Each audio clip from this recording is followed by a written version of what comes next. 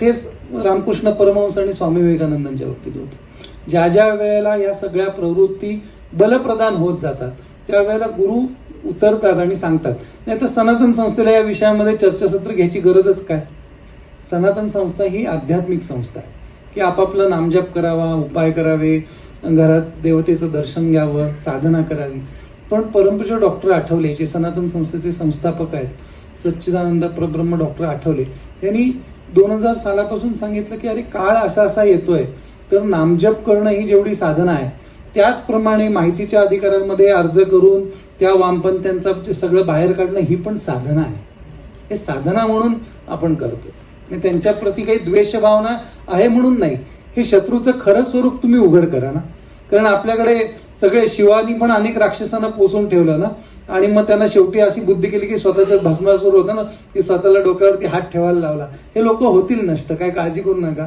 कारण या तमावरती विजय मिळवण्याची ताकद सत्वामध्ये आणि ते कार्य आपण करतोय म्हणून तुमच्यासारखी मंडळी या व्यासपीठावरती आली आहेत. ही सगळी मंडळी प्रत्येक जण, अनेक जण विद्याधर काका, देवी साहेब, अनेक जण व्यासपीठावर बसू शकतील अशा क्षमतेची मंडळी आज खाली बसली आहेत.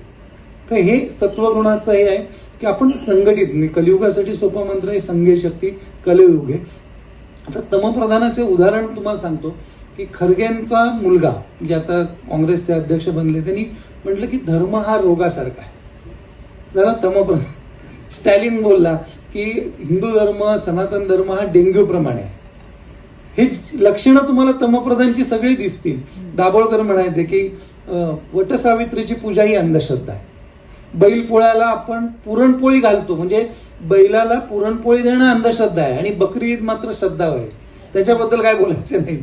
किंवा ख्रिश्चनांनी पादरी म्हणाला की लंगडा चलने लगेगा, मुका बोलायला लागेल, बहिरा ऐकायला यायला लागेल, तर ती अंधश्रद्धा नाही. अंधश्रद्धा सगळे सनातन धर्मामध्ये. हे यांचं खरं स्वरूप आपण उघडं करायचं आहे आणि त्याच्यासाठी म्हणून आध्यात्मिक संस्था असूनही या कार्यक्रमात किंवा आयोजन का केलं किंवा याच्यासाठी का उतरलो, तर साधना ही पण आहे. चालू घडामोडींचे अपडेट्स जाणून घेण्यासाठी आपल्या डिजिटल न्यूज चॅनलला नक्कीच सबस्क्राईब करा, लाईक करा, शेअर करा आणि कमेंट देखील करा.